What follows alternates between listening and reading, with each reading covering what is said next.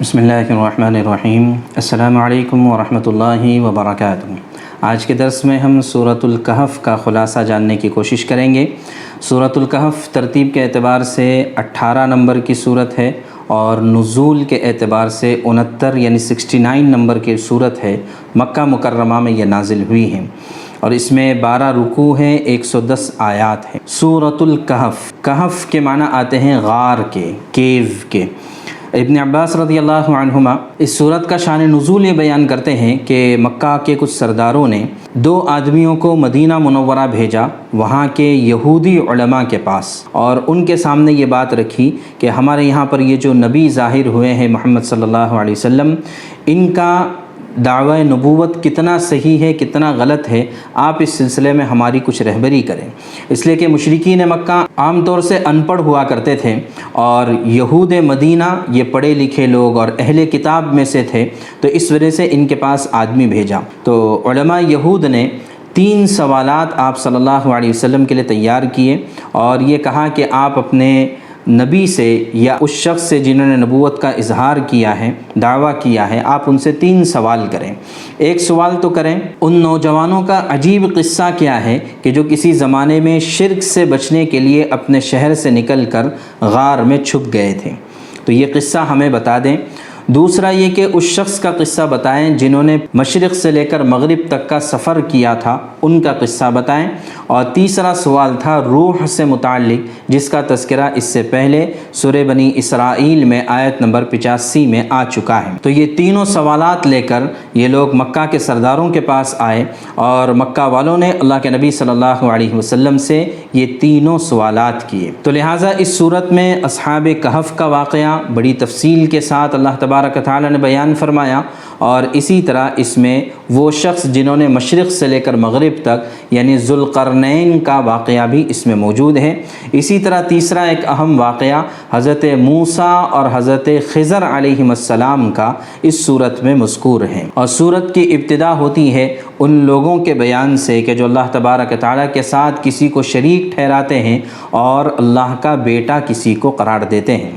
چنانچہ اللہ تبارک تعالیٰ فرماتے ہیں الحمدللہ الذی انزل علی عبدہ الکتاب ولم یجعل لہ عوجا، تمام تعریفیں اللہ کی ہے جس نے اپنے بندے پر کتاب نازل کی اور اس میں کسی قسم کی کوئی خامی اور کمی نہیں رکھی۔ ایک سیدھی سیدھی کتاب جو اس نے اس لیے نازل کی کہ لوگوں کو اپنی طرف سے ایک سخت عذاب سے آگاہ کریں، اور جو مومن نیک عمل کرتے ہیں ان کو خوشخبری دے کر ان کو بہترین اجر ملنے والا ہے جس میں وہ ہمیشہ ہمیشہ رہیں گے، اور تاکہ ان لوگوں کو متنبہ کریں جو یہ کہتے ہیں کہ اللہ نے کوئی بیٹا بنا رکھا ہے، یعنی عیسائی حضرات کا یہ عقیدہ ہے، اس عقیدے کے بارے میں یہاں پر ارشاد فرمایا کہ اس بات کا کوئی علمی ثبوت نہ خود ان کے پاس ہے نہ ان کے باپ دادا کے پاس ہے، بلکہ بڑی سنگین بات ہے جو ان کے منہ سے نکل رہی ہے، جو کچھ وہ کہہ رہے ہیں وہ جھوٹ کے علاوہ کچھ بھی نہیں ہے۔ تو اے پیغمبر صلی اللہ علیہ وسلم، اگر یہ لوگ قرآن کی اس بات پر ایمان نہ لائیں تو ایسا لگتا ہے کہ جیسے تم افسوس کر کے ان کے پیچھے اپنی جان کو گھلا بیٹھو گے۔ یعنی اللہ کے نبی صلی اللہ علیہ وسلم لوگوں کے ایمان نہ لانے کی وجہ سے بہت زیادہ افسردہ ہوتے تھے، بلکہ بعض مرتبہ ڈپریشن کا شکار ہو جاتے تھے کہ لوگ ایمان نہیں لا رہے ہیں اس وجہ سے۔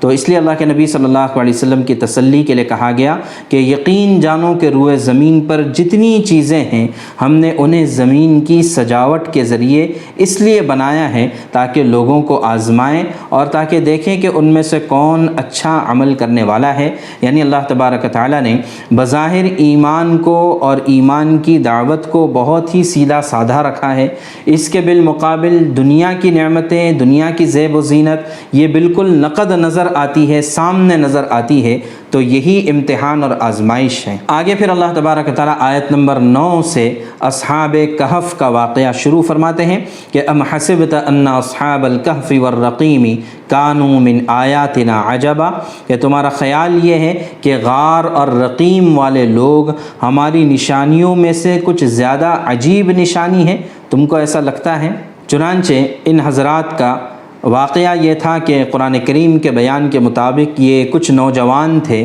جو ایک مشرک بادشاہ کے عہد حکومت میں توحید کے قائل ہو گئے تھے، اللہ کو ایک ماننے لگے تھے۔ تو بادشاہ کو جب ان کی اطلاع ہوئی تو اس نے ان کو پریشان کرنا شروع کیا، اور اس کی پریشانی سے بچنے کے لیے یہ حضرات شہر سے نکل کر ایک غار میں جا کر چھپ گئے۔ وہاں اللہ تبارک و تعالیٰ نے ان پر ایک گہری نیند طاری فرما دی، اور 309 سال تک وہ لوگ اسی غار میں سوتے رہے۔ تو اللہ تعالیٰ نے اس نیند کے دوران اپنی قدرت کاملہ سے ان کی زندگی کو بھی سلامت رکھا اور ان کے جسم کو بھی گلنے سڑنے سے محفوظ رکھا۔ 300 سال کے بعد جب ان کی آنکھ کھلی تو انہیں اندازہ ہی نہیں تھا کہ ہم اتنی لمبی مدت سو چکے ہیں۔ چنانچہ ان کو بھوک محسوس ہوئی، آپس میں پہلے ڈسکس کیا، تذکرہ کیا کہ ہم کتنی دیر سوئے۔ تو کسی کا اندازہ تھا کہ ایک دن سوئے، کسی کا اندازہ تھا کہ شاید چند گھنٹے ہم لوگ سوئے ہیں، لیکن بہرحال ان کو بھوک کا تقاضا ہوا۔ انہوں نے سوچا کہ ہمارے پاس کچھ پیسے ہیں، تو لہٰذا شہر میں 2 آدمیوں کو ہم اپنے درمیان سے بھیجیں گے، اور وہ شہر سے جا کر تازہ کھانا اور حلال کھانا لے کر آئے اور چپکے سے واپس آئے تاکہ بادشاہ کو پتہ نہ چلے۔ لیکن اللہ کا کرنا ایسا تھا کہ ان 300 سال کے عرصے میں وہ جو ظالم بادشاہ تھا وہ مر چکا تھا، اور اس کے بعد اب ایک نیک اور صحیح العقیدہ بادشاہ یہ حکومت پر آ چکا تھا۔ تو جب یہ لوگ وہاں پر پہنچے اور کسی دکاندار سے جب سودا خریدا، کھانے کی چیزیں خریدی، اور اپنے پاس جو سکے تھے وہ دے دیے، لیکن اس سکے کو دیکھتے ہی وہ دکاندار حیران اور پریشان ہو گیا کہ یہ اتنے پرانے سکے ان حضرات کے پاس کہاں سے آئے، اور ان کو کچھ بھی پتہ نہیں تھا کہ کیا ماجرا، کیا واقعہ پیش آ رہا ہے۔ چنانچہ جو ہے اس دکاندار نے ہنگامہ کیا اور لوگوں کو بتایا کہ یہ پتہ نہیں کون لوگ ہیں کہ جن کے پاس 300 سال پرانا سکہ ملا ہے۔ تو اب ہوتے ہواتے یہ اطلاع بادشاہ تک پہنچی، تو بادشاہ نے جو ہے ان کو اپنے پاس بلایا اور ان کے بارے میں تحقیق کی، اور ان کے بارے میں جو ہے اپنے جو پرانے ریکارڈ تھے وہ ریکارڈ نکلوائے۔ تو ہوا یہ کہ اس ریکارڈ میں یہ بات ان کو لکھی ہوئی ملی کہ 7 نوجوان ایسے ہیں جو ہمارے شہر سے نکل کر چلے گئے ہیں، اور ان کے نام یہ ہیں، ان سب کا نام۔ جیسے ہمارے یہاں پر کسی کے خلاف کوئی جرم عائد کیا جاتا ہے تو سب سے پہلے FIR کاٹی جاتی ہے، تو FIR میں اس جرم کی ساری نوعیت لکھی ہوئی ہوتی ہے، نام، پتہ، ساری چیزیں لکھی ہوتی ہے۔ تو ممکن ہے اس طرح کا کوئی ریکارڈ یا تختی ان کے پاس ہوگی، اور اسی تختی کو عربی زبان میں رقیم کہا جاتا ہے۔ اس لیے قرآن نے ان کو اصحاب الکہف بھی کہا، یعنی غار والے 7 لوگ، اور قرآن نے ان کو رقیم، اصحاب الرقیم بھی کہا، یعنی تختی والے لوگ، چونکہ تختی میں ان کا نام لکھا ہوا تھا۔ تو اب جو ہے بادشاہ نے اور لوگوں نے ان کی بڑی عزت اور اکرام کیا، لیکن پھر جو ہے اللہ تبارک و تعالیٰ نے ان کو حقیقی موت اور وفات عطا فرما دی۔ اب جہاں پر ان کا انتقال ہوا وہاں پر لوگوں نے ایک بڑی مسجد تعمیر کر دی تاکہ ایک نشان رہے۔ یہ واقعہ ایسا ہے کہ جس واقعے کو عیسائیوں کے یہاں پر، کرسچنز کے یہاں پر بھی اس کا تذکرہ ملتا ہے، اور 7 سلیپرز کے نام سے یہ واقعہ مشہور ہے۔ یہ واقعہ کہاں پر پیش آیا تھا قرآن نے اس کا کوئی تذکرہ نہیں کیا ہے، البتہ مفسرین کی اور مورخین کی ایک رائے یہ ہے کہ یہ واقعہ ترکی کے ایک شہر میں پیش آیا تھا، یا دوسرا قول یہ ہے کہ اردن یعنی جارڈن کے ایک شہر عمان میں کے قریب جو ہے کچھ غار میں لاشیں موجود ہیں آج بھی، تو وہاں پر یہ واقعہ پیش آیا تھا۔ تو بہرحال قرآن نے اس سے تذکرہ نہیں کیا ہے کہ یہ کہاں پر پیش آیا، اصل واقعہ اور واقعے سے جو عبرت ہے اس کو قرآن نے ذکر کیا ہے۔ چنانچہ اس واقعے کا خلاصہ قرآن نے خود بیان کیا کہ اذ اول فتیۃ الی الکہف، کہ یہ فتیہ فتح کی جمع ہے، جس کے معنی آتے ہیں 15 سے 30 کے درمیان کی جو نوجوانی کی عمر ہوتی ہے اس کو فتح کہا جاتا ہے عربی میں۔ تو یہ چند جو ہے نوجوان قسم کے لوگ تھے، اور انہوں نے کہا اپنے رب سے دعا کی، ربنا آتنا من لدنک رحمہ، کہ اللہ اپنی طرف سے ہمیں خصوصی رحمت عطا فرما، وہیئ لنا من امرنا رشدا، اور ہمارے معاملے میں ہماری رہبری فرما۔ چنانچہ اللہ تبارک و تعالیٰ نے فرمایا فضربنا علی آذانہم فی الکہف سنین عددا، کہ ہم نے کئی سالوں تک ان کے کانوں پر جو ہے تھپکی دے دی۔ مراد اس سے ہے کہ کانوں پر نیند کو سوار کر دیا، یعنی گہری نیند اللہ تعالیٰ نے ان کو سلا دیا۔ ثم بعثناہم لنعلم ای الحزبین احصی لما لبثوا امدا، پھر اس کے بعد ہم نے ان کو دوبارہ زندہ کیا تاکہ لوگوں کے لیے ایک نشان عبرت بن سکے۔ قرآن نے بریف میں اور مختصر میں 2 آیات کے اندر، یہ 3 آیات میں اس پورے واقعے کو بتا دیا۔ پھر اس کے بعد آگے اللہ تعالیٰ فرماتے ہیں نحن نقص علیک نبأہم بالحق، کہ ہم تمہیں بالکل سچا واقعہ ان کا تم کو سناتے ہیں۔ اب یہاں سے تفصیل کے ساتھ اللہ تعالیٰ ان کے واقعے کو ذکر کرتے ہیں۔ فرمایا انہم فتیۃ آمنوا بربہم وزدناہم ہدی، یہ چند نوجوان تھے جو اپنے رب پر ایمان لائے اور ہم نے ان کی ہدایت میں خوب ترقی دے دی، یعنی ہم نے بھی ان کی رہبری کر دی۔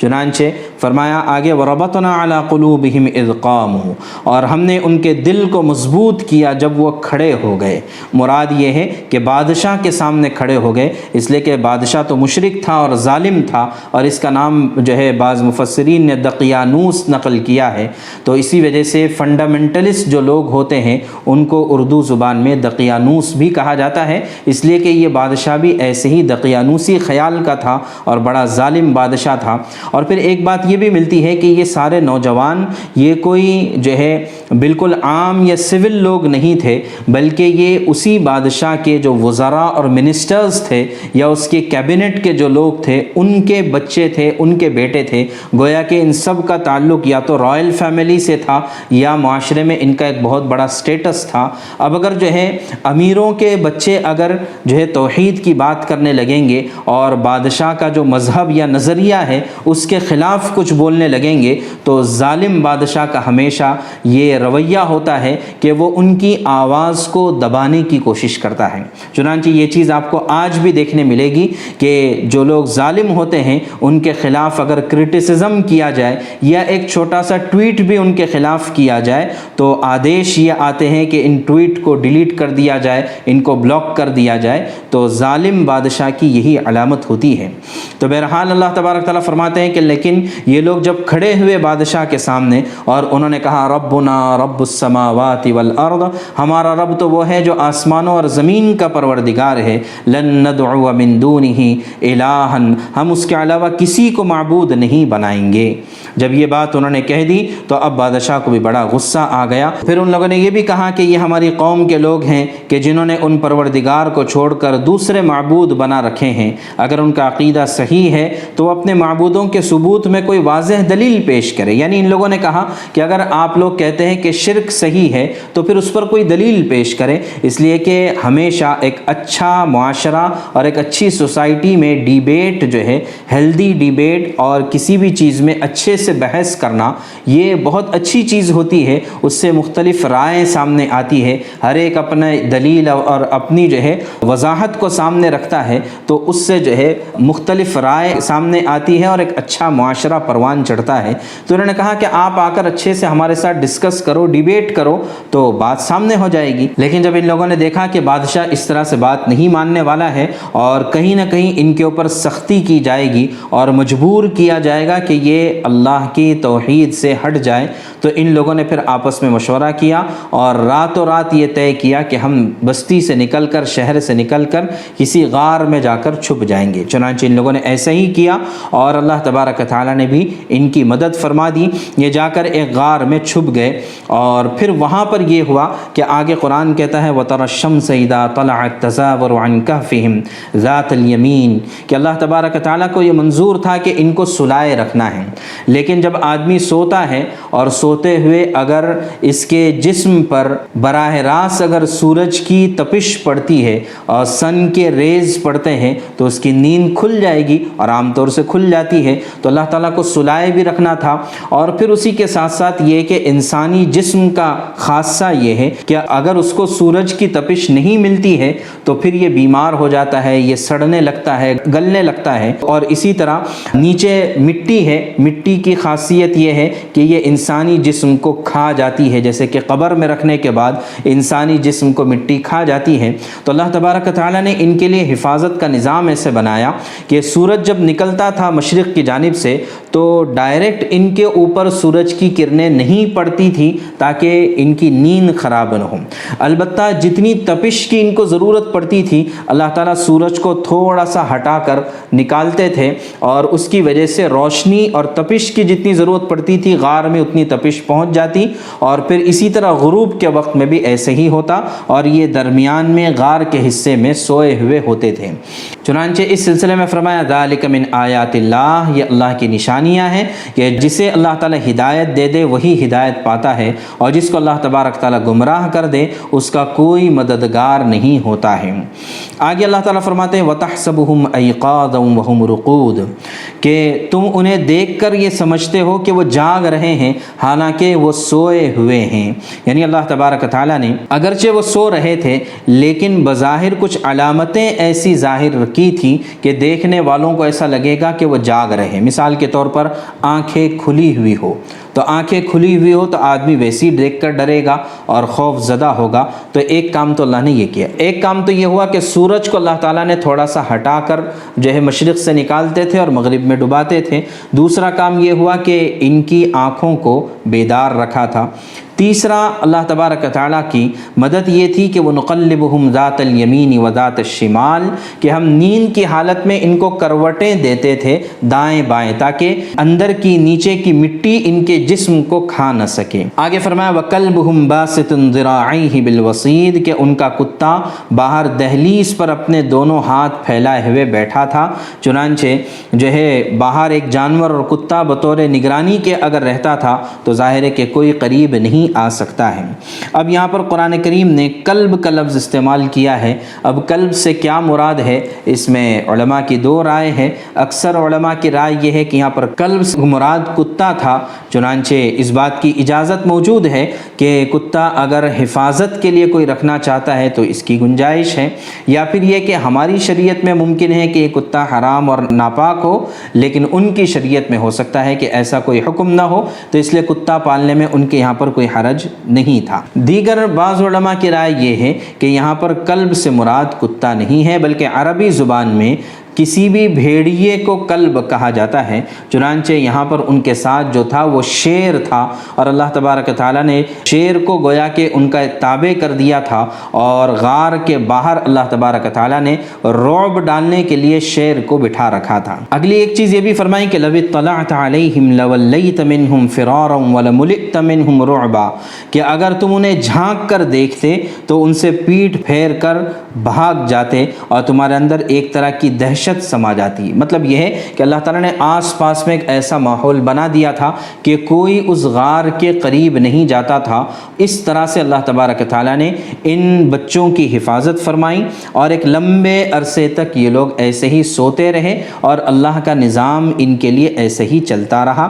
پھر اس کے بعد یہ ہوا کہ وَكَذَلِكَ بَعَثْنَاهُمْ لِيَتَسَاءَلُوا بَيْنَهُمْ، کہ ایک عرصہ گزرنے کے بعد اللہ تعالیٰ نے ان کو دوبارہ اٹھا دیا، نیند سے بیدار کر دیا تاکہ یہ آپس میں ایک دوسرے کو پوچھیں۔ چنانچہ آپس میں پوچھا قَالَ قَائِلٌ مِّنْهُمْ كَمْ لَبِثْتُمْ، بھئی کتنے دن ہم یہاں پر رہے، کتنا وقت ہم یہاں پر رہے؟ تو کسی نے کہا کہ ایک دن، کسی نے کہا کہ آدھا دن، چند گھنٹے۔ تو پھر ان لوگوں نے کہا کہ چھوڑو اس بحث کو، اس میں تو کوئی فرق نہیں ہے، ہم ایک دن سوئے یا آدھا دن سوئے، ایسا کرتے ہیں کہ بہت بھوک لگی ہے تو فَبَعَثُوا أَحَدَكُمْ بِوَرِقِكُمْ هَذِهِ إِلَى الْمَدِينَةِ، کہ یہ چند سکے ہمارے پاس ہے چاندی کے، اسے لے کر شہر میں چلے جائیں، اور فَلْيَنظُرْ أَيُّهَا أَزْكَىٰ طَعَامًا، اور دیکھ لیں کہ کون سا حلال اور پاکیزہ کھانا موجود ہے۔ اس لیے کہ ایمان والوں کو ہمیشہ اس بات کا خیال رکھنا چاہیے، چاہے وہ سفر میں ہو، حضر میں ہو، یا چاہے جہاں کہیں بھی ہو، ہر حال میں حلال اور پاکیزہ غذا کہاں پر ملتی ہے اس کا اہتمام کرنا چاہیے۔ خاص طور سے اگر ہم ہوٹلوں میں جا رہے ہیں تو ان ہوٹلوں میں اس بات کی تحقیق کرنا ضروری ہے کہ یہاں پر جو کھانا ملتا ہے کہ وہ حلال ہے یا نہیں ہے، باقاعدہ اس کی تحقیق کرنا ضروری ہے کہ اگر یہ نان ویج کہیں سے منگاتے ہیں تو کہاں سے منگاتے ہیں، کہاں سے نہیں منگاتے، اور ان کے پاس حلال سرٹیفیکیشن ہے کہ نہیں ہے، اس بات کو بھی دیکھنا ضروری ہے۔ اور ایسے ہی ایک روایت میں آتا ہے کہ مومن کے لیے جائز نہیں ہے کہ ایسے دسترخوان پر کھانا کھائے جہاں پر شراب پروسی جاتی ہے، یعنی جہاں پر شراب پی جاتی ہے تو لہٰذا ایسی ہوٹلوں سے بھی پرہیز کرے کہ جہاں پر بار ہو یا جہاں پر اس طرح کی شراب پیش کی جاتی ہے۔ تو ہوٹلوں کے کھانے میں ہمیں ان دو چیزوں پر نظر رکھنا چاہیے کہ ایک تو حلال کھانا وہاں پر ملتا ہو، دوسرا وہاں پر شراب نہ پیش کی جاتی ہو۔ تو بہرحال ان لوگوں نے بھی یہی کہا کہ جاؤ جا کر حلال کھانا لے کر آؤ، فَلْيَأْتِكُمْ بِرِزْقٍ مِّنْ، کہ کچھ کھانے کے لیے انتظام ہو جائے گا، وَلْيَتَلَطَّفْ، اور اسے چاہیے کہ وہ ہوشیاری سے کام لے، یعنی ایسا نہ ہو کہ تمہارا راز ظاہر ہو جائے تم پکڑے جاؤ، ایسا نہیں ہونا چاہیے۔ اور وَلْيَتَلَطَّفْ کا ایک مطلب علماء نے یہ بھی بیان کیا ہے کہ اس کو چاہیے کہ وہ نرمی اختیار کرے۔ چنانچہ وَلْيَتَلَطَّفْ یہ ایسا کلمہ ہے کہ جہاں پر قرآن کے جتنے بھی کلمات ہیں ان تمام کلمات کا نصف ہو جاتا ہے۔ چنانچہ وَلْيَتَلَطَّفْ پر اس سے پہلے جتنے کلمات گزرے ہیں اور اس کے بعد جتنے کلمات ہیں دونوں برابر ہو جاتے ہیں، اور وَلْيَتَلَطَّفْ کا کلمہ یہ درمیانی قرآن میں ہے، یعنی جس کے معنی ہوشیاری سے کام لینا یا نرمی سے کام لینا ہے۔ چنانچہ ساری شریعت میں آپ کو یہی ملے گا کہ نرمی سے کام لینا۔ اما عائشہ رضی اللہ تعالیٰ عنہ کے سامنے ایک مرتبہ یہودیوں نے اللہ کے نبی صلی اللہ علیہ وسلم کے ساتھ گستاخی والے کلمات ارشاد فرمائے، تو اما عائشہ رضی اللہ عنہ اندر پردے کے پیچھے سے ناراض ہوئی اور ان یہودیوں کو الٹا سیدھا کہا۔ تو اللہ کے نبی صلی اللہ علیہ وسلم نے فرمایا کہ عائشہ کہ نرمی اختیار کرو، اور تو اما عائشہ نے کہا کہ آپ نے سنا نہیں کہ انہوں نے کیا کہا آپ کو؟ فرمایا کہ میں نے سنا ہے، میں نے اس کا جواب بھی دے دیا ہے۔ اور پھر یہ بات ارشاد فرمائی کہ اللہ تعالیٰ نرمی کی بنیاد پر وہ بعض چیزیں عطا فرماتے ہیں جو سختی کی وجہ سے نہیں عطا فرماتے۔ تو لہٰذا قرآن کا ایک بہت بڑا پیغام یہ ہے کہ وَلْيَتَلَطَّفْ، ہر آدمی کو چاہیے کہ وہ نرمی اختیار کرے، وَلَا يُشْعِرَنَّ بِكُمْ أَحَدًا، اور یہ کہ تمہاری خبر کسی کو نہ ہو، اس بات کا خیال رکھنا۔ اور آگے پھر انہوں نے اندیشہ بھی ظاہر کیا کہ اگر تمہارا راز کھل گیا تو کیا ہوگا، اس لیے کہ ان کے ذہن میں تو یہ ہے کہ وہی دقیانوس بادشاہ ہے جس سے ہم نکل کر بھاگ گئے تھے۔ تو انہوں نے کہا انہم ان یظہروا علیکم، کہ اگر تمہارا راز ان لوگوں پر افشا ہو گیا، ظاہر ہو گیا، تو یرجموکم، یا تو یہ تمہیں پتھراؤ کر کر ہلاک کر دیں گے، یعنی سخت سزائیں دیں گے، او یعیدوکم فی ملتہم، یا پھر یہ کہ یہ تمہارے دین میں تم کو واپس آنے پر مجبور کر دیں گے، یعنی گھر واپسی کر دیں گے۔ اس لیے کہ ظالم دو ہی چیز کر سکتا ہے، یا تو سخت سزائیں دے سکتا ہے یا پھر گھر واپسی کرنے کی کوشش کر سکتا ہے، اور یہ چیز آپ کو آج کے سینریو میں اور آج کے ماحول میں بھی ملے گی۔ وَكَذَلِكَ عَثَرْنَا عَلَيْهِمْ لِيَعْلَمُوا أَنَّ وَعْدَ اللَّهِ حَقٌّ، اللہ تعالیٰ فرماتے ہیں کہ اور یوں ہم نے ان کی خبر لوگوں تک پہنچا دی تاکہ وہ یقین سے جان لیں کہ اللہ تعالیٰ کا وعدہ حق ہے اور یہ کہ قیامت آنے والی ہے۔ چنانچہ اس کے ذریعے سے یہ ثابت ہو گیا کہ جب اللہ تبارک و تعالیٰ ان لوگوں کو 300 سال کے بعد دوبارہ نیند سے اٹھا سکتے ہیں، تو قیامت قائم ہونے کے بعد اللہ تعالیٰ ساری انسانیت کو دوبارہ زندہ کیوں نہیں کر سکتے؟ اور اس میں کوئی شک کی بات نہیں ہے۔ چنانچہ اب کچھ لوگوں نے کہا کہ ہم ان پر ایک عمارت بنا دیں گے، یعنی یہ کہ اب قرآن نے مختصر کر دیا کہ جب یہ لوگ پہنچے اور ان کا راز سب کے سامنے ظاہر ہو گیا، بادشاہ نے اکرام کیا، ساری چیزیں ہوئی، اور پھر ان کی وفات ہو گئی اور ان کی موت واقع ہو گئی۔ اب جو ہے اسی غار میں ان کو دفن کر دیا گیا اور اس کے اوپر ایک عمارت یا قبہ اس طرح سے بنا دیا گیا۔ اور آخر جن لوگوں کو غلبہ حاصل ہوا تو انہوں نے کہا کہ ہم تو یہاں پر ایک مسجد ضرور بنائیں گے۔ تو کچھ لوگ کہیں گے کہ وہ 3 آدمی تھے۔ اب جو ہے یہودیوں کے درمیان اور عیسائیوں کے درمیان یہ مسئلہ درپیش تھا کہ وہ 7 سلیپرز جو ہے یہ کتنے لوگ تھے، 3 تھے، 4 تھے، 5 تھے، کتنے لوگ تھے؟ تو اللہ تعالیٰ فرماتے ہیں کہ کچھ لوگ کہیں گے کہ یہ 3 لوگ تھے، چوتھا ان کا کتا تھا۔ کچھ لوگ کہیں گے کہ یہ 5 لوگ تھے، چھٹا ان کا کتا تھا۔ یہ سب اٹکل کی باتیں ہیں اور اندھیرے میں تیر چلانا ہے۔ اور پھر آگے اللہ فرماتے ہیں کہ کچھ لوگ کہیں گے کہ وہ 7 تھے اور 8واں ان کا کتا ہے۔ چنانچہ اس قول کو اللہ تعالیٰ نے رد نہیں فرمایا، تو اسی وجہ سے یہی بات سمجھ میں آتی ہے کہ وہ 7 لوگ تھے اور جو ہے 8واں ان کا جانور ان کے ساتھ میں تھا۔ تو اللہ تبارک تعالیٰ فرماتے ہیں کہ آپ فرما دیجئے کہ میرا رب ہی ان کی تعداد کو زیادہ اچھے سے جانتا ہے، اور سوائے کچھ لوگوں کے کسی کو اس بات کا علم نہیں ہے، لہٰذا اس سلسلے میں بحث کرنے کی ضرورت نہیں۔ آگے بہت عجیب بات ارشاد فرمائی، وَلَا تَقُولَنَّ لِشَيْءٍ إِنِّي فَاعِلٌ ذَلِكَ غَدًا، اے نبی پاک صلی اللہ علیہ وسلم آپ جو ہے کسی بھی کام کے بارے میں یہ نہ کہیں کہ یہ کام میں کل کروں گا، ہاں یہ کہیں کہ اگر اللہ نے چاہا انشاءاللہ میں کل کروں گا۔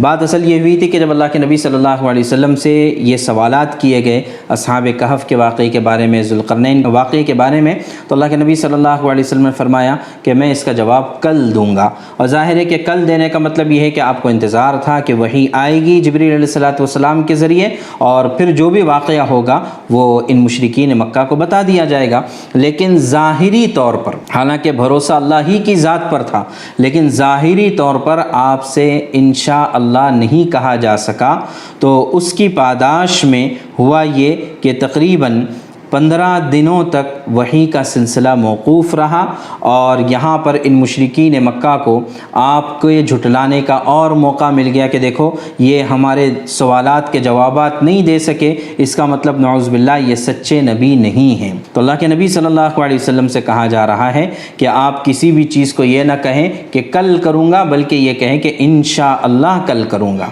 تو جب اللہ کے نبی صلی اللہ علیہ وسلم کے صرف ایک مرتبہ انشاءاللہ نہ کہنے سے 15 دن تک وحی کا سلسلہ رک سکتا ہے، تو ہمیں اور آپ کو کتنا زیادہ اللہ کے نام کا اہتمام کرنا چاہیے، اور خاص طور سے انشاءاللہ، ماشاءاللہ، سبحان اللہ وغیرہ کے کلمات کو اپنی گفتگو میں زیادہ سے زیادہ ہمیں استعمال کرنا چاہیے۔ پھر آگے اللہ تبارک تعالیٰ نے فرمایا وَلَبِثُوا فِي كَهْفِهِمْ 300 سِنِينَ وَازْدَادُوا 9 کہ یہ لوگ اپنے غار میں سوئے رہے 300 سال تک، اور 9 سال اور بڑھا دیجئے۔ تو 300 سال اور 9 سال اور بڑھا دیں گے تو 309 سال ہو جاتے ہیں۔ یہاں پر اللہ تبارک تعالیٰ نے عجیب تعبیر استعمال فرمائی کہ 309 سال ڈائریکٹ نہیں کہا، بلکہ کہا کہ 300 سال اور 9 سال اور بڑھا دیجئے۔ اس کے پیچھے ایک حکمت علماء نے لکھی ہے کہ 2 طرح کے سال ہوتے ہیں، ایک جو ہے کیلنڈر کا نظام ایک سورج پر چلتا ہے، ایک چاند پر چلتا ہے، ایک سولار کیلنڈر ہوتا ہے، ایک لونار کیلنڈر ہوتا ہے۔ سولار کیلنڈر جسے عام طور سے عیسوی کیلنڈر کہا جاتا ہے، اور جو ہے لونار کیلنڈر جسے عام طور سے ہجری کیلنڈر کہا جاتا ہے۔ تو ان دونوں کے کیلنڈروں میں دنوں کا فرق ہوتا ہے۔ چنانچہ اگر جو ہے آپ سولار کیلنڈر کے اعتبار سے دیکھیں گے تو 300 سال ہوتے ہیں، لیکن اگر لونار کیلنڈر کے اعتبار سے دیکھیں گے تو 309 سال ہوتے ہیں۔ تو قرآن نے ایسی تعبیر استعمال کی کہ دونوں کیلنڈروں کے اعتبار سے بات درست ہو جائے، تو یہ قرآن کے عجائبات میں سے ہیں۔ پھر اس کے بعد اللہ کے نبی صلی اللہ علیہ وسلم سے کچھ تسلی کے کلمات اور الفاظ کہے جا رہے ہیں کہ آپ ان کے سامنے اللہ کی کتاب کی تلاوت کیجئے، اور اللہ کے کلمات میں کوئی تبدیلی نہیں کر سکتا ہے،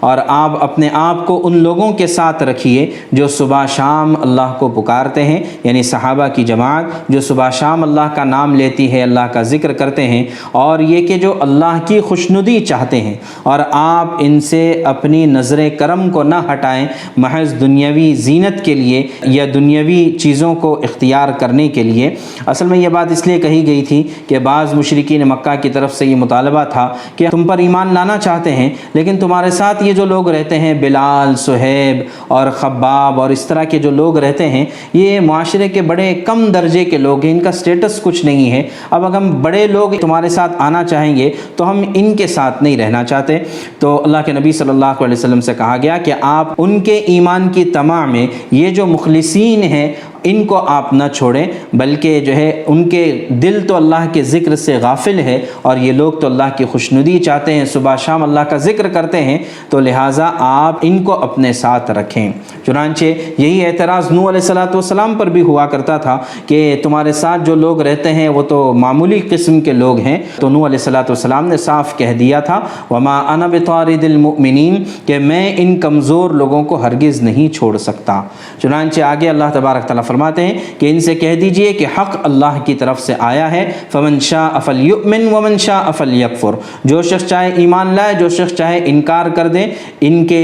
اختیار میں ہے۔ البتہ اللہ کی طرف سے صاف اعلان ہے اِنَّا أَعْتَدْنَا لِلظَّالِمِينَ نَارًا کہ ہم نے ظالمین کے لیے جہنم کی آگ بنا رکھی ہے، أَحَاطَ بِهِمْ سُرَادِقُهَا کہ جس کی قناتیں ان کو گھیرے میں لے لیں گی، اور اگر وہ فریاد کریں گے تو ان کی فریاد کا جواب ایسے پانی سے دیا جائے گا جو تیل کی تلچھٹ جیسا ہوگا، یعنی بالکل سیاہ پانی ہوگا اور اتنا گرم اور کھولتا ہوا ہوگا کہ جو ان کے چہروں کو بھون دے گا۔ کیسا بدترین پانی ہے اور کیسی بری آرام گاہ ہے۔ البتہ جو لوگ ایمان لاتے ہیں یا نیک اعمال کرتے ہیں تو ہم یقیناً ایسے لوگوں کے اجر کو ضائع نہیں کریں گے جو اچھی طرح سے اعمال کرتے ہیں۔ اور آگے فرماتے ہیں کہ وہ لوگ ہیں جن کے لیے ہمیشہ ایسے باغات میں، ایسی جنتوں میں رہیں گے جن کے نیچے سے نہریں جاری ہیں، اور ان کو وہاں سونے کے کنگنوں سے مزین کیا جائے گا، یعنی وہاں پر جنت میں مردوں اور عورتوں کو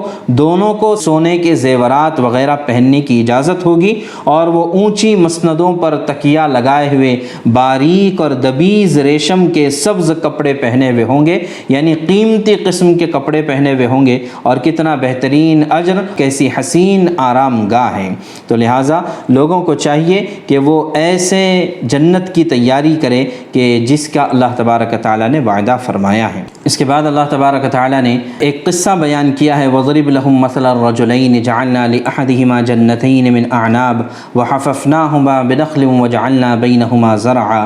دو آدمیوں کا قصہ بیان کیا ہے۔ اب یہ دو آدمی ویسے ہی دو دوست بھی ہو سکتے ہیں، اور بعض روایات کے مطابق یہ دو بھائیوں کا قصہ ہے جن میں سے ایک بھائی نے، دونوں کو وراثت سے بہت سارا حصہ ملا تھا، ایک نے جو ہے اللہ کے راستے میں خرچ کر دیا اس کو، اور دوسرے نے اس سے دل لگا کر رکھا اور جو ہے اس پر تکبر کرنے لگا کہ جب مال آتا ہے تو اس کے ساتھ ساتھ تکبر بھی آتا ہے۔ تو اللہ تبارک تعالیٰ ان کا قصہ بیان کرتے ہیں کہ نبی پاک صلی اللہ علیہ وسلم ان لوگوں کا آپ ان دو آدمیوں کی مثال اور قصہ بیان کیجئے جن میں سے ایک کو ہم نے انگوروں کے دو باغ دے رکھے تھے اور ان کو کھجور کے درختوں سے گھیرا ہوا تھا، اور ان دونوں باغوں کے درمیان کھیتی لگائی ہوئی تھی، یعنی دو باغ تھے، ایک انگور کا ایک کھجور کا، اور اس کے درمیان سے کھیتیاں بھی تھیں، اور سائیڈ میں اور اطراف میں ممکن ہے کہ کھجور کے درخت ہوں گے، اور دونوں باغ پورا پھل دیتے تھے اور کوئی باغ پھل دینے میں کوئی کمی نہیں کرتا تھا۔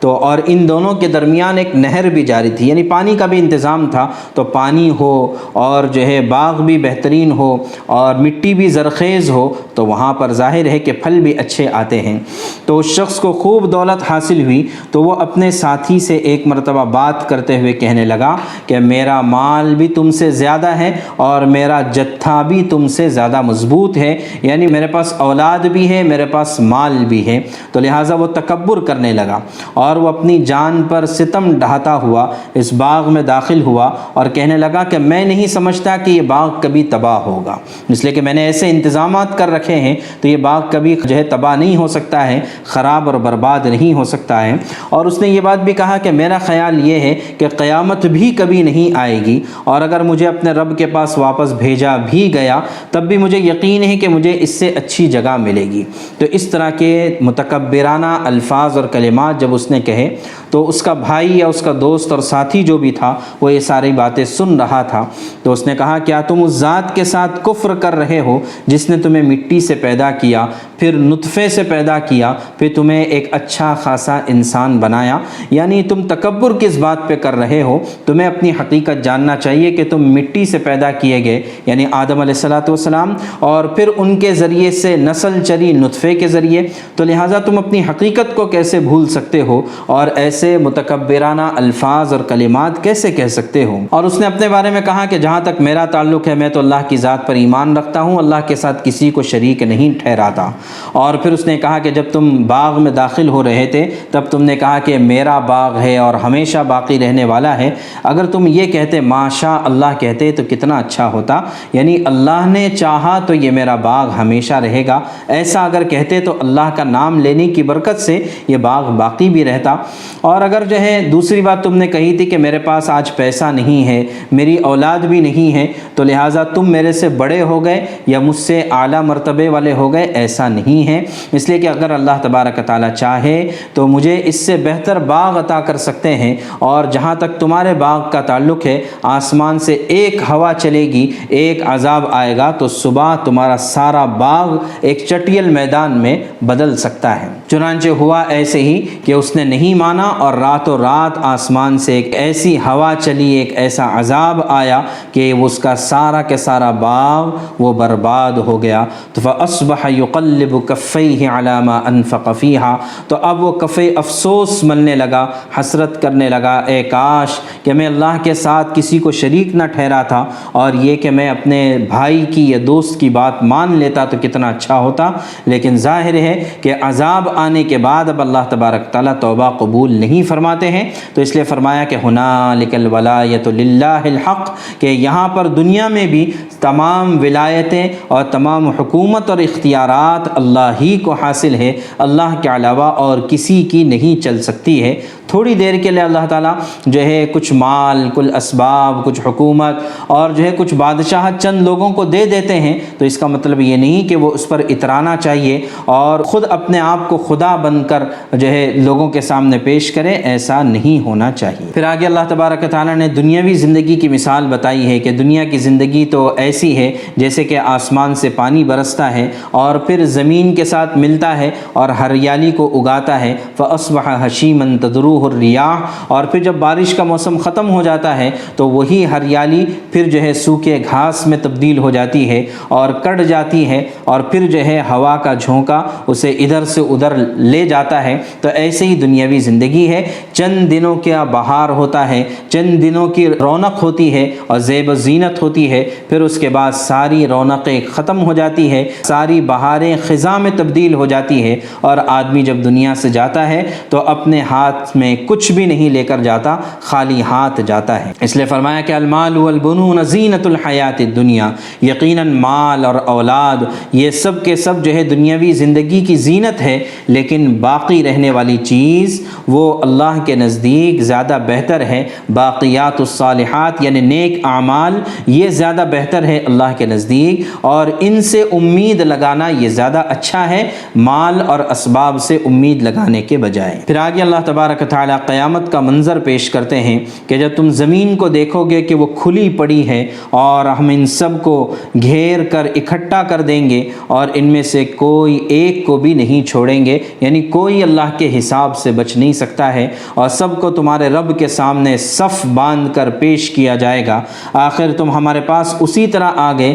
جس طرح تمہیں پہلی بار پیدا کیا تھا، یعنی اللہ ہی نے پیدا کیا تھا، دوبارہ اللہ ہی پیدا کرنے والے ہیں۔ اس کے برعکس تمہارا دعویٰ تو یہ تھا کہ ہم تمہارے لیے یہ مقرر وقت کبھی نہیں لائیں گے، تم آخرت پر تو یقین نہیں رکھتے تھے، لیکن اللہ تبارک و تعالیٰ ایک دن ایسا کر کر دکھائیں گے۔ اور پھر اس کے بعد یہ کہ ووضع الکتاب، کہ نامہ اعمال سامنے رکھ دیا جائے گا، تو چنانچہ تم مجرموں کو دیکھو گے کہ جب نامہ اعمال کے اندر جو لکھی ہوئی چیزیں ہوں گی ان کو دیکھ کر یہ خوف زدہ ہوں گے اور یہ کہیں گے ما لہذا الکتاب لا یغادر صغیرۃ ولا کبیرۃ الا احصاها، ہائے ہماری بربادی، یہ کیسی کتاب ہے کہ جس نے ہمارا کوئی چھوٹا عمل چھوڑا ہے نہ بڑا عمل چھوڑا ہے، ہر ایک کا حساب کتاب لکھا ہوا ہے اور وہ اپنا سارا کیا دھرا اپنے سامنے موجود پائیں گے۔ چنانچہ آج ہم دیکھتے ہیں کہ جب ہم کیلکولیشن کرتے ہیں کمپیوٹر کے ذریعے سے تو ہر چیز کا حساب ہمارے سامنے آ جاتا ہے،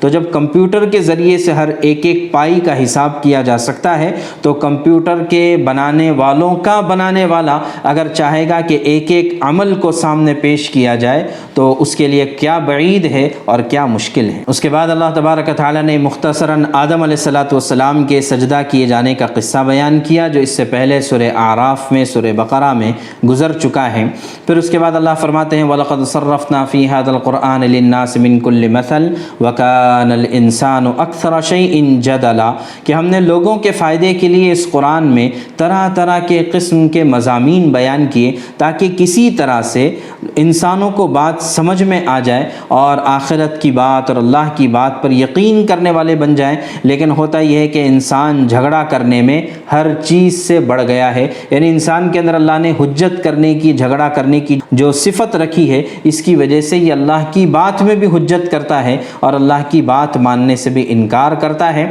حالانکہ بات یہ ہے کہ اگر یہ اللہ کی بات ماننے سے انکار کر دیں گے اور جو ہے ہدایت آنے کے باوجود بھی اس کو قبول نہیں کریں گے، استغفار نہیں کریں گے، تو پھر اس سے پہلے جیسے عذابات آئے ہیں ویسے عذاب آنے سے کوئی نہیں روک سکتا ہے۔ پھر سوال یہ ہے کہ عذاب کیوں نہیں آتا؟ تو وَرَبُّكَ الْغَفُورُ ذُو الرَّحْمَةِ، کہ تمہارا رب مغفرت کرنے والا بھی ہے اور رحم کرنے والا بھی ہے، تو اس وجہ سے اس کی طرف سے ایک وقت متعین ہے، اس متعینہ وقت پر ہی عذاب آئے گا، تمہارے چاہنے سے یا تمہارے کہنے سے یا تمہارے مطالبے سے عذاب نہیں آئے گا۔ اس کے بعد آیت نمبر 60 سے آیت نمبر 82 تک اللہ تبارک تعالیٰ نے موسیٰ علیہ السلام کا اور حضرت خضر کا قصہ نقل کیا ہے۔ اللہ کے نبی صلی اللہ علیہ وسلم نے اس واقعے کی تفصیل بھی ایک طویل حدیث میں بیان فرمائی ہے جو بخاری وغیرہ میں کئی سندوں کے ساتھ منقول ہے۔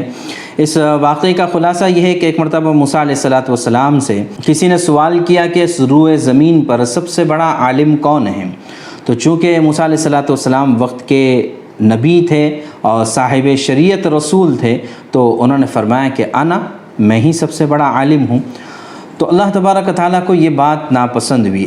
کہنا کہ میں سب سے بڑا عالم ہوں، یہ کہنا اللہ تبارک تعالیٰ کو یہ بات مناسب نہیں معلوم ہوئی۔ دیکھیے اس سلسلے میں جیسے کہ ابھی قصہ گزرا اللہ کے نبی صلی اللہ علیہ وسلم سے متعلق کہ انشاءاللہ کہنے کی وجہ سے 15 دن کی وحی روک دی گئی۔ اسی طرح یوسف علیہ السلام کا قصہ گزرا کہ رہا ہونے والے شخص سے کہا تھا کہ میری سفارش کر دینا، تو اللہ نے کئی سال تک جیل میں رکھا۔ تو یہ نبیوں کے قصے ہیں، اور عربی میں ایک مقولہ مشہور ہے کہ حسنات الابرار سیئات المقربین،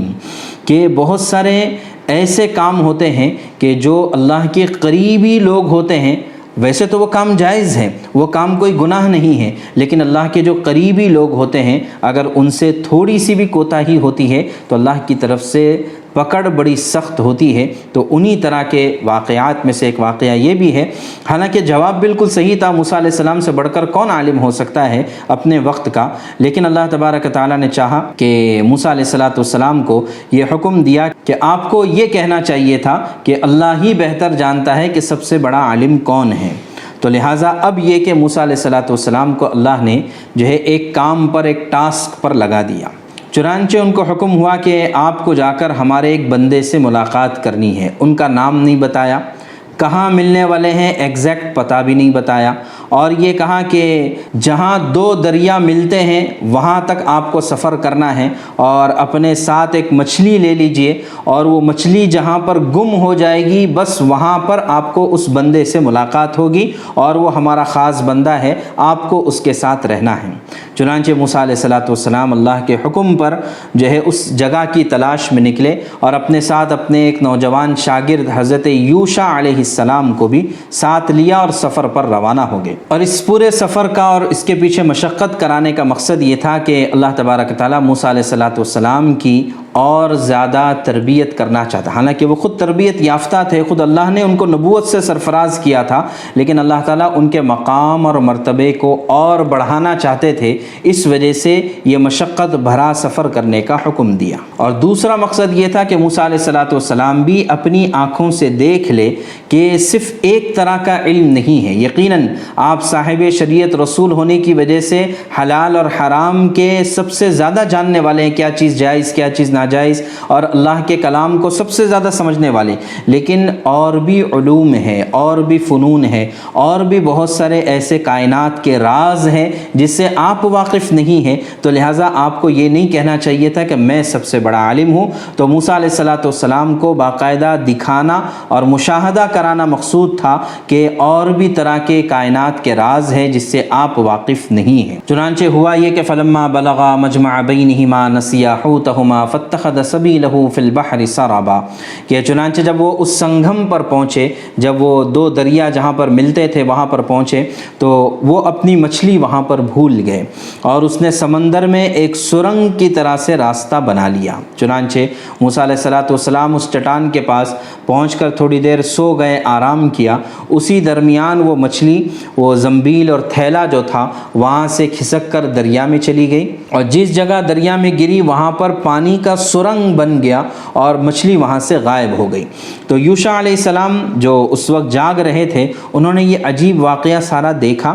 مگر موسیٰ علیہ السلام سوئے ہوئے تھے تو ان کو جگانا مناسب نہیں سمجھا۔ بعد میں جب موسیٰ علیہ السلام جاگ کر اٹھے اور آگے روانہ ہو گئے تو یوشع علیہ السلام کی ذہن سے وہ بات نکل گئی کہ موسیٰ علیہ السلام کو بتایا جائے کہ ایسا ایسا واقعہ پیش آیا۔ یا پھر یہ بھی ممکن ہے کہ اس وقت تک موسیٰ علیہ السلام نے ان کو پوری طرح سے بتایا ہی نہ ہو کہ ہمیں کہاں تک جانا ہے، بس شاگرد تھے، ساتھ چل رہے تھے۔ فلما جاوزا قال لفتاه آتنا غداءنا، چنانچہ جب جو ہے ایک منزل آگے نکل گئے اور کافی جو ہے آگے کا سفر کیا تو موسیٰ علیہ السلام نے اپنے شاگرد سے کہا کہ بھئی اب ناشتہ کرا دو، اس لیے کہ سچی بات یہ ہے کہ ہمیں اس سفر میں بڑی تھکاوٹ ہوئی ہے، تو لہٰذا سفر میں توشہ لے کر چلنا اور اپنے ساتھ جو ہے کھانے کا انتظام کر چلنا یہ نبیوں کی سنتوں میں سے ایک سنت ہے۔ تو بہرحال جب جو ہے کھانے کے لیے تو مچھلی ساتھ لائے تھے اور مچھلی وہاں پر غائب ہو گئی۔ اب یوشع علیہ السلام کو یاد آیا اور انہوں نے کہا کہ حضرت وہ مچھلی تو وہیں پر چلی گئی تھی جہاں پر ہم نے آرام کیا تھا، اور جو ہے شیطان نے میرے ذہن سے بات نکال دی کہ میں اس کا آپ کے سامنے تذکرہ کروں۔ تو موسیٰ علیہ السلام نے کہا کہ ذالک ما کنا نبغی، ارے بھائی وہیں تو ہم جانا چاہتے تھے، وہیں پر تو ان صاحب سے ملاقات کرنی تھی جن سے اللہ نے ملاقات کرنے کا حکم دیا تھا۔ تو فرتدا علی آثارہما قصصا، چنانچہ واپس الٹے پاؤں اپنے نقشوں پر دوبارہ وہاں پر آ گئے۔ جب وہاں پر آئے تو فوجدا عبدا من عبادنا، ہمارے بندوں میں سے ایک بندے کو پایا، آتیناہ رحمتا من عندنا، کہ جن کو ہم نے اپنی طرف سے خصوصی رحمتوں سے نوازا تھا اور خاص اپنی طرف سے علم عطا کیا تھا۔ اب وہاں پہنچ کر موسیٰ علیہ السلام نے دیکھا کہ ایک صاحب لیٹے ہوئے ہیں چادر تانے ہوئے، تو وہاں پر موسیٰ علیہ السلام نے کہا السلام علیکم ورحمۃ اللہ۔ تو حضرت خضر نے چادر ہٹائے بغیر کہا انا بارضک السلام، یہاں اس زمین پر مجھے سلام کرنے والا کون ہے؟ تو موسیٰ علیہ السلام نے اپنا تعارف کرایا کہ میں موسیٰ بن عمران ہوں اور میں وقت کا نبی ہوں، اور اللہ تبارک تعالیٰ نے مجھے آپ کے پاس بھیجا ہے۔ ظاہر ہے کہ بڑی نیاز مندی اور عاجزی سے یہ بات کہی، اس لیے کہ قرآن کے الفاظ ہیں هل اتبعک علی ان تعلمنی مما علمت رشدا، کیا میں آپ کے ساتھ اس غرض سے رہ سکتا ہوں کہ آپ کو بھلائی کا جو علم اللہ نے عطا فرمایا ہے اس کا کچھ حصہ آپ مجھے بھی سکھا دیں۔ دیکھیں کلمات کتنے عاجزی کے تھے، اور وہاں سے فوراً جواب آیا انک لن تستطیع معی صبرا، کہ موسیٰ مجھے یقین ہے کہ آپ میرے ساتھ صبر نہیں کر سکیں گے۔ عجیب بات ہے کہ یہاں وقت کے نبی ہے، اور حضرت خضر کے بارے میں علماء کا اختلاف ہے، لیکن اکثر علماء کی رائے یہ ہے کہ یہ نبی نہیں تھے۔ تو ایک نبی درخواست کر رہے ہیں کہ مجھے آپ کے ساتھ رہنا ہے اور جو ہے آپ کے ساتھ علم حاصل کرنا ہے، وہاں پر صاف کہہ دیا انک لن تستطیع معی صبرا، آپ میرے ساتھ صبر نہیں کر سکتے۔ تو انہوں نے پھر جو ہے کہا وکیف تصبر ما لم تحط به خبرا، اور جن باتوں کو آپ کو پوری طرح سے واقفیت ہی نہیں ہے تو آپ میرے ساتھ کیسے صبر کر سکتے ہیں؟ اس لیے کہ اللہ تبارک تعالیٰ نے ان کو تکوینات کا یعنی کائنات کا علم عطا فرمایا تھا۔ تو موسیٰ علیہ السلام نے پھر دوبارہ عاجزی کی اور کہا ستجدنی انشاء اللہ صابرا ولا اعصی لک امرا، کہ آپ یقیناً اللہ نے چاہا تو آپ مجھے صبر کرنے والا پائیں گے اور میں آپ کی کوئی نافرمانی نہیں کروں گا، آپ جیسا کہیں گے ویسا میں رہوں گا۔ چنانچہ جو ہے کسی کی شاگردی اختیار کرنے کا یہی طریقہ ہے، اگر کسی سے آپ کو علم حاصل کرنا ہے تو پوری طرح سے اس کے تابع ہو کر جب تک آپ نہیں رہیں گے تب تک کہ اللہ تبارک تعالیٰ علم نہیں عطا فرماتے ہیں۔ تو موسیٰ علیہ السلام نے یہی کہا کہ ولا اعصی لک امرا، میں آپ کی کوئی نافرمانی نہیں کروں گا۔ تو اب وہاں سے اور شرائط آ گئی، انہوں نے کہا فإن اتبعتنی فلا تسألنی عن شیء حتی احدث لک منہ ذکرا،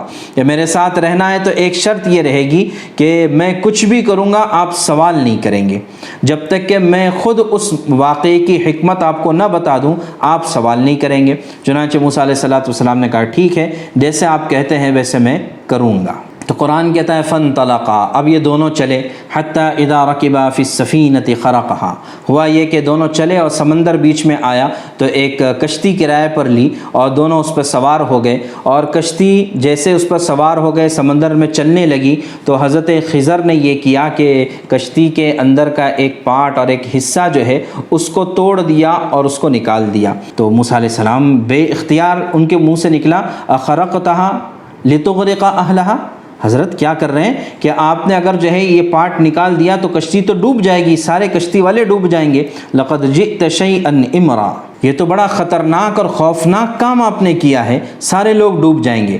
تو حضرت خضر نے کہا الم اقل انک لن تستطیع معی صبرا، کیا میں نے نہیں کہا تھا تم میرے ساتھ نہیں رہ سکتے؟ تو فوراً موسیٰ علیہ السلام کو خیال آیا کہ ہاں مجھ سے تو پہلے ہی یہ شرط منوائی گئی تھی کہ میں سوال نہیں کروں گا۔ انہوں نے کہا لا تؤاخذنی بما نسیت ولا ترہقنی من امری عسرا، کہ جو مجھ سے بھول ہو گئی آپ اس پر میری گرفت نہ کریں اور میرے کام کو زیادہ مشکل نہ بنائیں۔ ٹھیک ہے میں آپ کے کہنے کے مطابق رہوں گا اور کوئی سوال نہیں کروں گا۔ چنانچہ اب کشتی سے اس پار پہنچ گئے اور وہاں پہنچنے کے بعد ایک لڑکے سے ملاقات ہوئی، نوجوان لڑکا تھا یا نابالغ لڑکا تھا، اس سے ملاقات ہوئی۔ تو جیسے ملاقات ہوئی حضرت خضر علیہ السلام نے اس بچے کی گردن پکڑ کر موڑ دیا، اسے قتل کر دیا۔ اب موسیٰ علیہ السلام سے رہا نہیں گیا، اس لیے کہ یہ صاحب شریعت نبی تھے اور ان کے یہاں پر قتل کرنا جرم تھا اور ہے بھی جرم۔ تو انہوں نے کہا اقتلت نفسا زکیۃ بغیر نفس لقد جئت شیئا نکرا، آپ نے بہت برا کام کیا ہے، آپ نے بلا وجہ کسی کی جان لے لی ہے، اس سے بڑھ کر گناہ اور کیا ہو سکتا ہے؟ لیکن وہاں سے ویسی ٹھنڈا جواب آیا الم اقل لک انک لن تستطیع معی صبرا، کیا میں نے نہیں کہا تھا کہ تم میرے ساتھ نہیں رہ سکتے ہو؟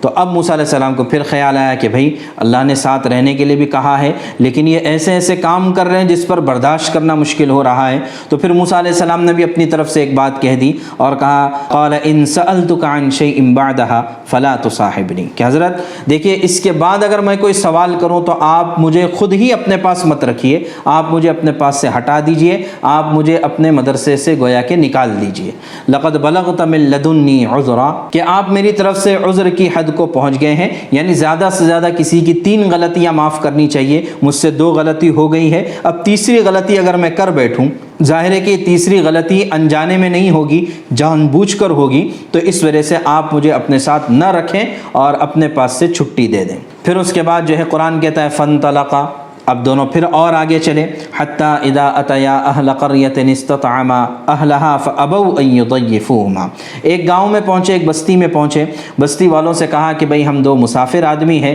ہمیں کچھ کھانا کھلا دو۔ ان لوگوں نے کہا کہ نہیں ہم تمہیں کھانا نہیں کھلائیں گے، انہوں نے منع کر دیا۔ اب اسی بستی کے کنارے پر جب پہنچے تو دیکھا کہ ایک دیوار یا ایک عمارت تھی کہ جو ٹوٹنے کے قریب تھی، تو جو ہے حضرت خضر نے یہ کیا کہ اس عمارت کو درست کر دیا خود اپنے طور سے۔ تو موسیٰ علیہ السلام نے کہا کہ حضرت ہم بھوکے پیاسے ہیں، بستی والوں سے کھانا مانگا، انہوں نے کھانا نہیں دیا، اور آپ جو ہے ان بستی والوں کی دیوار یا ان کی جو عمارت ہے آپ ان کی عمارت کو درست کرنے میں لگ گئے۔ لو شئت لاتخذت علیہ اجرا، ایسا کیوں نہ ہو کہ ان سے مزدوری ہی لے لو تاکہ جو ہے کچھ ہمارے کھانے پینے کا انتظام ہو جائے۔ تو وہاں سے اعلان ہوا ھذا فراق بینی و بینک، موسیٰ کہ ہم اور تم دونوں ساتھ میں نہیں رہ سکتے ہیں، اس لیے کہ میں اپنی طرف سے ایک کام کرتا رہوں گا، تم سوال کرتے رہو گے، اس لیے اب ہم دونوں ساتھ نہیں رہ سکتے ہیں۔ البتہ سأنبئک بتأویل ما لم تستطع علیہ صبرا، کہ جن باتوں پر آپ صبر نہیں کر سکے ہیں میں اس کی حقیقت اب آپ کو بتاتا ہوں۔ چنانچہ فرمایا اما السفینۃ فکانت لمساکین، کہ وہ جو کشتی تھی وہ کشتی جو ہے چند محنت اور مزدوری کرنے والے لوگوں کی کشتی تھی، وہ اس پار سے اس پار لوگوں کو لے جاتے تھے اور ان سے جو کچھ کرایہ ملتا تھا اس سے اپنا گھر بار چلاتے تھے، بہت زیادہ مالدار لوگ نہیں تھے۔ لیکن جو ہے دریا کے اس پار جہاں پر ہم جا رہے تھے وہاں پر ایک بادشاہ رہتا تھا، اور وہ بادشاہ کا ایک عجیب معمول یہ تھا کہ جب بھی کوئی اچھی کشتی آتی تھی اس کشتی پر وہ اپنا قبضہ جما لیتا تھا اور جو کشتی کے اصل مالکان ہوتے تھے اس سے وہ چھین لیتا تھا۔ تو میں نے کشتی کے اندر جو ہے ایک پارٹ نکال دیا، یا یہ کہ ایک اس میں خرابی پیدا کر دی تاکہ اس کے ذریعے سے بادشاہ ان مزدوروں کی اور ان غریبوں کی کشتی پر قبضہ نہ کر لے، اس لیے میں نے یہ کام کیا تھا، اور ظاہر ہے کہ یہ سارا کام کرنے کا حکم مجھے اللہ کی طرف سے ہوا تھا۔ اس کے بعد فرمایا وَأَمَّا الْغُلَامُ فَكَانَ أَبَوَاهُ مُؤْمِنَيْنِ، کہ جہاں تک جو ہے اس کمسن بچے کا سوال ہے، اس کے ماں باپ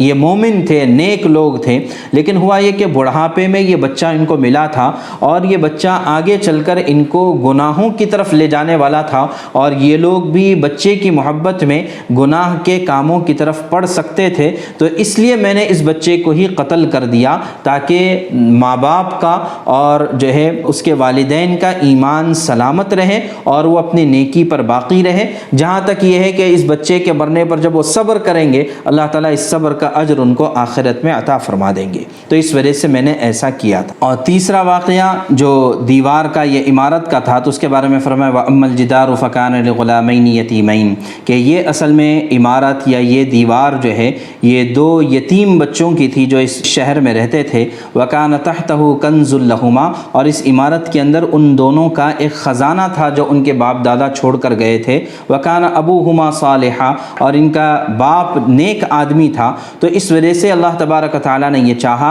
کہ فَأَرَادَ رَبُّكَ أَن يَبْلُغَا أَشُدَّهُمَا وَيَسْتَخْرِجَا كَنْزَهُمَا، کہ یہ یتیم بچے جب بالغ ہو جائیں گے تو پھر ان کو ان کا خزانہ مل جائے، تو اس لیے میں نے اس عمارت کو درست کر دیا، ورنہ وہ عمارت ہی ٹوٹ جاتی تو خزانہ لوگوں کے سامنے ظاہر ہوتا اور جو اصل اس کے حقدار ہے ان کو نہیں مل سکتا تھا، تو اس وجہ سے میں نے بلا اجرت ہی ان یتیموں کے خزانے کو میں نے محفوظ کر دیا، رحمتم من ربک، یہ سب آپ کے رب کی رحمت کی برکت ہے، وما فعلتہ عن امری، اور ان میں سے کوئی کام بھی میں نے اپنے طور سے نہیں کیا، البتہ اللہ کی طرف سے مجھے حکم ہوا تھا کرنے کا، اس لیے کہ اللہ تبارک تعالیٰ کے یہاں پر ایک شریعت کا نظام ہے، ایک تکوین کا نظام ہے، چنانچہ شریعت کے نظام کے لیے اللہ تبارک تعالیٰ انبیاء اکرام علیہم السلام کو مبعوث فرماتے ہیں، اور تکوین کا نظام اللہ تبارک تعالیٰ اپنے قدرت سے چلاتے ہیں، اپنے فرشتوں کے ذریعے سے چلاتے ہیں، اور حضرت خضر علیہ السلام کے بارے میں بھی یہی معروف اور مشہور ہے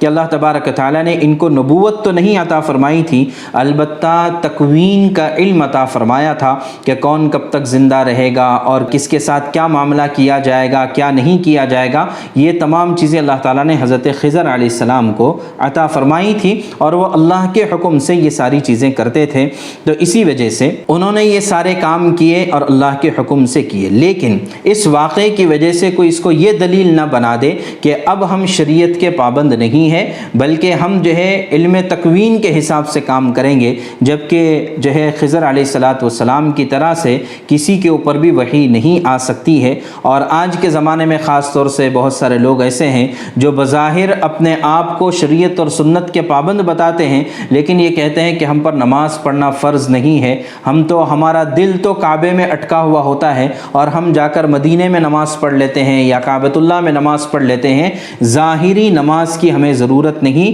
یہ سارے کے ساری بکواس ہے اور یہ سارے کے ساری شیطانی کھیل ہے۔ آج کے زمانے میں کوئی اس طرح کا دعویٰ نہیں کر سکتا ہے، بلکہ آج کے زمانے میں اگر کوئی جو ہے مسلمان بننا چاہے اور سچا پکا مسلمان بننا چاہتا ہے تو اس کے لیے شریعت کو فالو کرنا اور شریعت کے احکامات کی پابندی کرنا ضروری ہے۔ بہرحال یہ ایک واقعہ اللہ تبارک تعالیٰ نے ذکر فرمایا موسیٰ علیہ السلام کی تربیت کے لیے اور الفاظ اور کلمات کو بھی درست کرانے کے لیے اللہ نے اتنا لمبا سفر کرایا۔ اس سے ہم کو اندازہ ہونا چاہیے کہ ہم اپنے آپ کو تربیت کا کتنا محتاج سمجھے، کہ کیا ہم نے کسی جو ہے تربیت یافتہ آدمی کی صحبت میں ہم نے کچھ زندگی کا عرصہ گزارا ہے یا نہیں گزارا، اس لیے کہ دین جو آتا ہے یہ صحبت سے آتا ہے، دین کتابوں سے نہیں آتا ہے، کتابوں سے تو معلومات ملتی ہیں، لیکن پریکٹیکلی دین پر عمل کیسے کیا جاتا ہے یہ کسی کی صحبت میں رہ کر معلوم ہوتا ہے۔ تو ہمیں غور کرنا چاہیے کہ کیا ہم نے دین کو سیکھنے کے لیے کچھ وقت فارغ کیا ہے، کیا ہم نے دین کو سیکھنے کے لیے کسی کی صحبت اختیار کی ہے، اگر نہیں کی ہے تو پھر ہمیں ضرور کرنا چاہیے، اور جو ایسے اہل اللہ ہیں، اللہ والے ہیں، جو 100% دین کو سمجھنے والے یا دین پر عمل کرنے والے ہیں، ان لوگوں کی صحبت میں ہمیں اپنی زندگی کا کچھ نہ کچھ وقت ضرور گزارنا چاہیے تاکہ شریعت پر عمل کیسے کیا جاتا ہے یہ ہم کو سمجھ میں آ سکے۔ اس کے بعد آیت نمبر 83 سے اللہ تبارک تعالیٰ اس سورت کا تیسرا بڑا واقعہ ذکر فرماتے ہیں، وہ ہے ذوالقرنین کا واقعہ، کہ وَيَسْأَلُونَكَ عَنْ ذِي الْقَرْنَيْنِ، کہ یہ آپ سے ذوالقرنین کے بارے میں پوچھتے ہیں، قُلْ سَأَتْلُو عَلَيْكُم مِّنْهُ ذِكْرًا، آپ فرما دیجئے کہ میں ان کا کچھ حال تمہیں پڑھ کر سناتا ہوں۔ اِنَّا مَكَّنَّا لَهُ لَهُ فِي الْأَرْضِ وَآتَيْنَاهُ مِنْ كُلِّ شَيْءٍ سَبَبًا کہ واقعہ یہ ہے کہ ہم نے ان کو زمین میں اقتدار بخشا تھا اور انہیں ہر کام کے وسائل عطا کیے تھے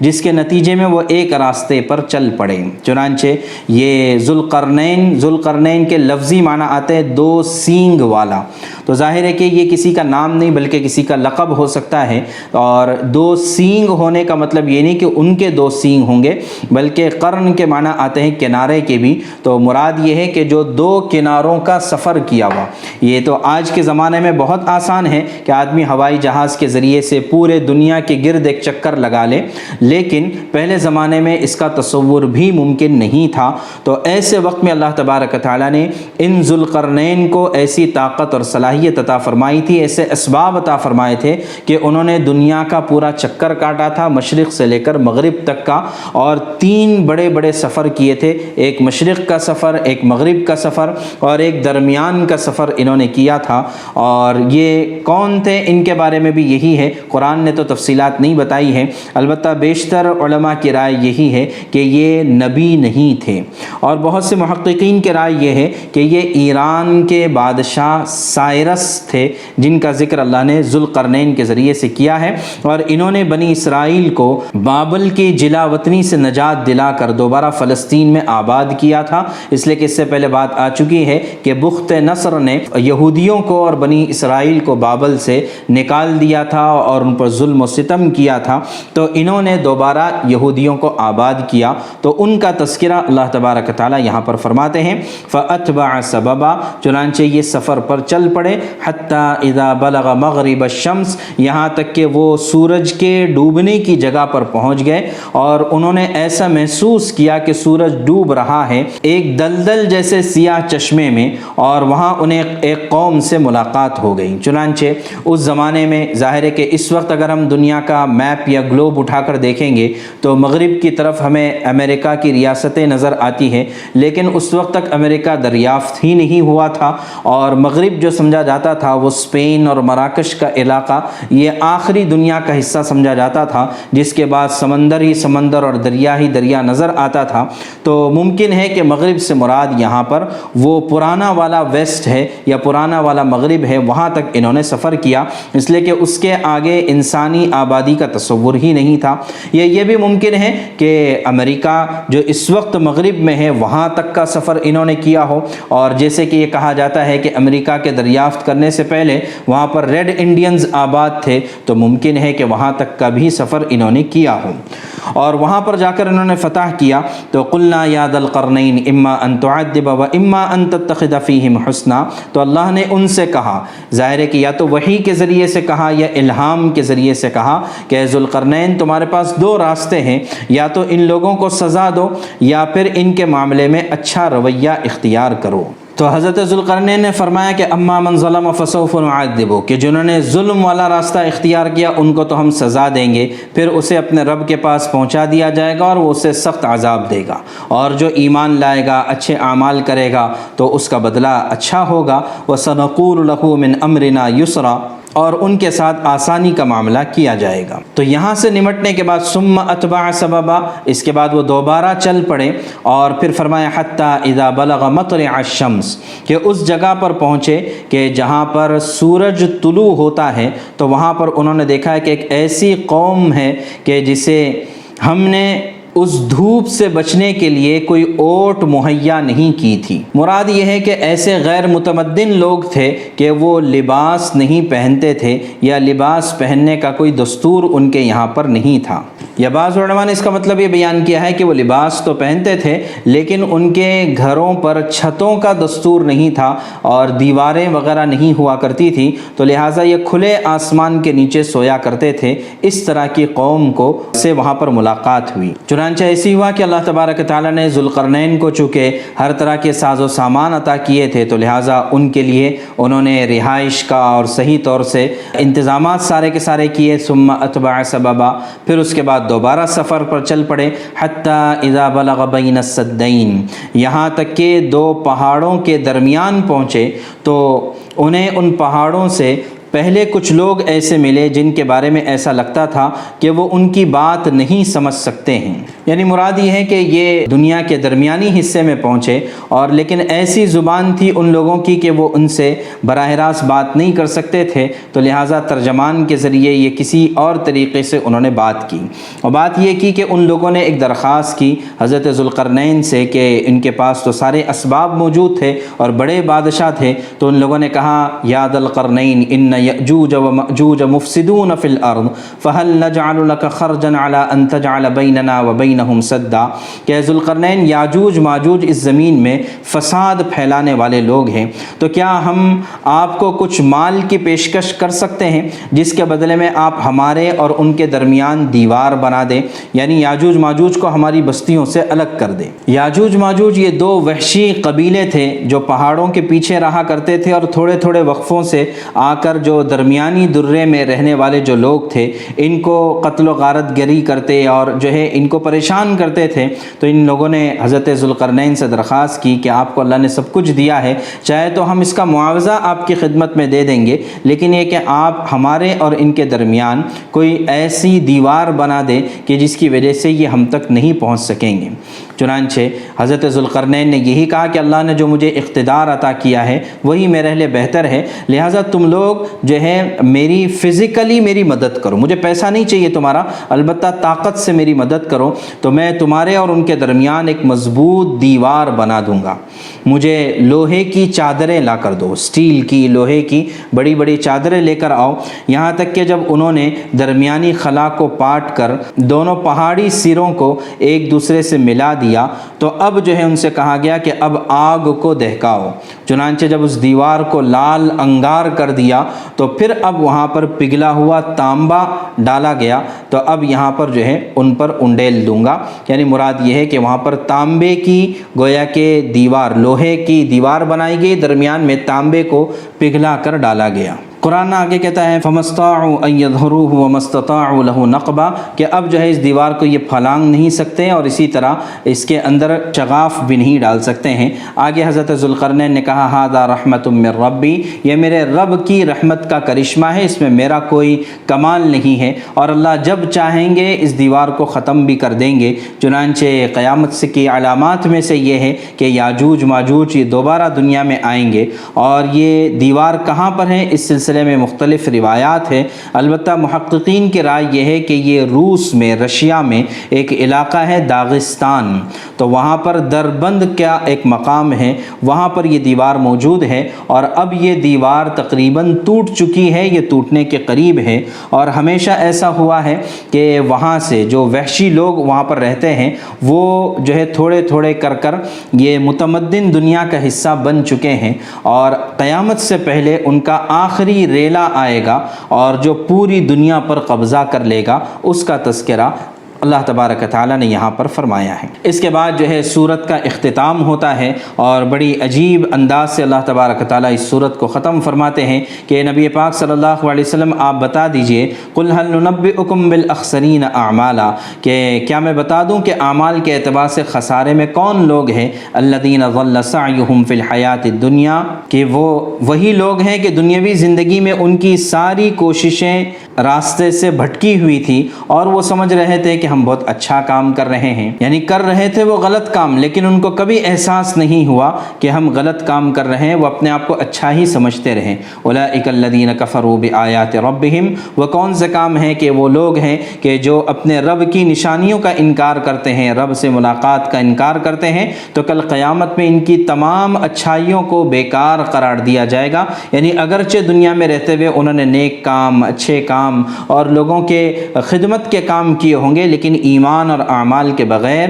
وہ نیکیاں کسی کام نہیں آئیں گی۔ ذالک جزاؤہم جہنم بما کفروا، اور ان کا ٹھکانہ اور ان کا بدلہ جہنم ہوگا اس وجہ سے کہ انہوں نے اللہ کا انکار کیا اور اللہ کی نشانیوں کو اور اللہ کے رسولوں کا مذاق اڑایا، تو اس وجہ سے اللہ تبارک تعالیٰ خود بخود جو ہے ان سے بدلہ لیں گے، اور کل قیامت میں ان کو پورا بدلہ دیا جائے گا۔ اور آگے فرمایا ان الذین آمنوا وعملوا الصالحات کانت وکانت لہم جنات الفردوس نزلا، کہ جو لوگ ایمان لائے ہیں اور نیک اعمال کرتے ہیں ان کی مہمانی کے لیے بے شک فردوس کے باغات ہے، یعنی جنت الفردوس جو جنتوں میں سب سے اعلیٰ قسم کی جنت ہے، اللہ تبارک و تعالیٰ اس امت کے ایمان والوں کو عطا فرمائیں گے، جن میں وہ ہمیشہ رہیں گے اور وہاں سے کہیں جانا نہیں چاہیں گے۔ حالانکہ دنیا میں ایسا ہوتا ہے کہ آدمی ایک عرصے تک ایک مقام پر رہتا ہے، پھر اس کے بعد جو ہے ان کی جو نسل اور اولاد آتی ہے وہ پھر جو ہے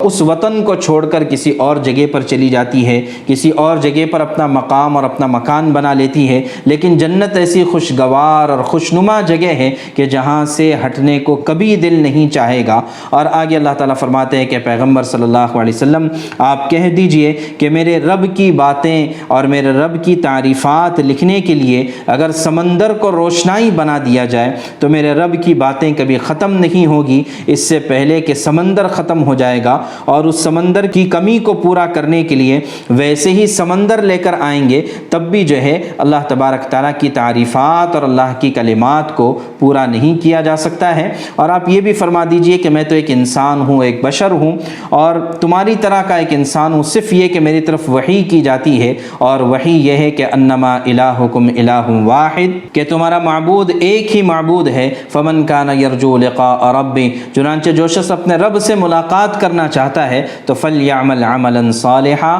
تو وہ نیک اعمال کرے، ولا یشرک بعبادت ربہ احدا، اور اپنے رب کی عبادت میں کسی کو شریک نہ کرے۔ یہ ساری کی ساری شریعت کا خلاصہ ہے کہ ایک اللہ کی اطاعت و فرما برداری کی جائے اور اللہ کے ساتھ کسی کو شریک نہ ٹھہرایا جائے۔ تو یہ سورۃ الکہف کا خلاصہ، جس میں اللہ تبارک تعالیٰ نے مختلف واقعات کے ذریعے سے توحید کو بیان کیا اور شرک سے بیزاری کو بیان کیا، اور یہ بڑی اہم اور فضیلت والی سورت ہے کہ حدیث پاک میں آتا ہے کہ جمعے کے دن جو شخص سورۃ الکہف کی تلاوت کرتا ہے اللہ تبارک تعالیٰ پورے ہفتے بھر اگلے جمعہ تک اللہ اس کو ہر طرح کے فتنوں سے محفوظ رکھتا ہے، یہاں تک کہ اگر اس ہفتے میں دجال کا بھی ظہور ہوگا تو دجال کے فتنے سے یہ محفوظ ہوگا۔ اس لیے ہر جمعے کے دن سورۃ الکہف کے پڑھنے کا اہتمام کرنا چاہیے، اور بعض روایتوں میں آیا ہے کہ اس کی پہلی 10 آیات اور آخری 10 آیات کی تلاوت کرنا چاہیے، تو اس کے ذریعے سے آدمی فتنوں سے بچے گا۔